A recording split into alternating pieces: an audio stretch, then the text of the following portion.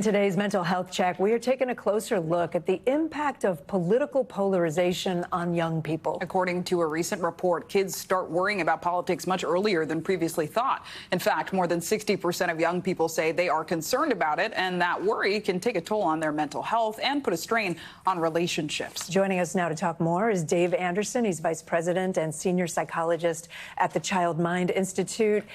Dave, great to see you. I guess the headline here, as we said, is that more kids, maybe we wouldn't suspect this, but they are at young ages picking up on concerns about the political environment. Without getting into politics, what does that do to our kids? Well, this is an amazing survey because it's 1,300 youth that our partners at Sergo Health kind of put together and showed that not only is that 64% that you referenced concerned about the political divide in our country, but 1 in 5 of the kids in the survey said that they've had a relationship with family or friends that have been really negatively affected by political polarization. And let's talk relationships a bit more. There was a recent article in The Guardian talking about the rise of the so-called chill girl, and they were talking about the fact that more and more young girls are feeling hesitant to sort of share and engage in political conversations, specifically with young boys. So the question is, how is this straining young people's relationships? Well, I think what you're referencing, which also was highlighted in the report, was the notion that young people are saying they want more civil discourse. They want more kind of,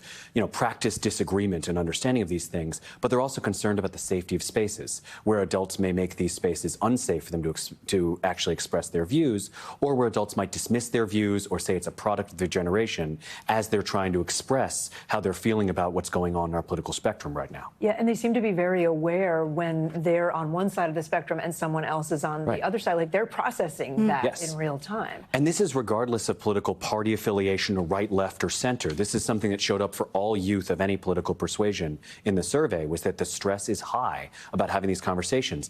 Particularly what was interesting was the survey went up to age 24 and showed the anxiety increases as kids get to voting age at age 18, and then increases as they enter the working world because they've been so shielded from having these conversations in younger ages, they don't know what they're allowed and not allowed to say when they get into the working world. So that's a lot of challenges, but this report does offer some tips for parents of young people. What are they?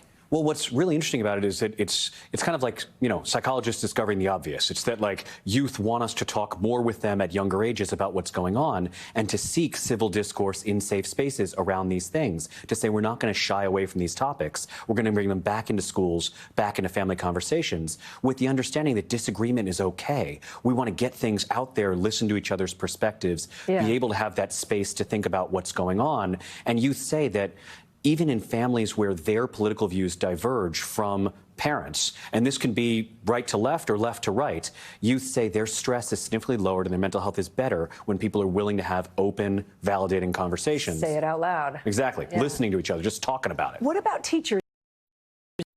That's got to be really hard to navigate in the classroom. Right. Well, so this is like a faceted problem, because educators will say they're scared to have these conversations because they're scared of backlash. They're scared about what the kind of political climate is around the school. And so they need training on how best to hold these conversations, or they're hoping schools can bring in specially trained folks to mediate such conversations and create safe space for youth to have these conversations. And youth are saying the same thing. They're saying they want to talk about elections in school. They want to understand the political process and what candidates are standing for, but they're seeing these conversations be shuttered. So any tips for not just young people, but really any person who maybe is feeling stressed out by not the political landscape, but having the conversations around it?